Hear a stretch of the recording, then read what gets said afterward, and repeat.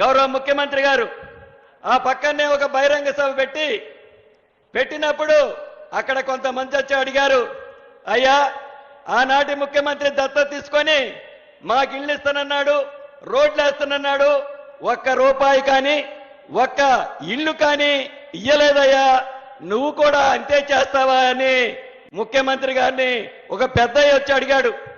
ముఖ్యమంత్రి గారు నవ్వుతూ నేనే పక్కనున్న బుధం తట్టి ఈ 2-3 రోజుల్లో ఈ మంత్రి గారు వస్తాడు, మీ అందరికీ ఆ ముఖ్యమంత్రి ఏదైతే మాటలు ఇచ్చి వదిలేశాడో ఈ ముఖ్యమంత్రి ప్రతినిధిగా మా మంత్రి గారు వస్తాడు, మీ అన్ని కోరికలు నెరవేరుస్తాడని చెప్పాడు. 3వ రోజు ఆ గ్రామానికి గౌరవ ముఖ్యమంత్రి రేవంత్ రెడ్డి గారి సూచనల మేరకు గ్రామానికి వెళ్ళి 119 ఇళ్లు కావాలంటే శాంక్షన్ చేసి ఇల్లు ఇంకొక 15 రోజుల్లో పూర్తి చేయబోతున్నాం.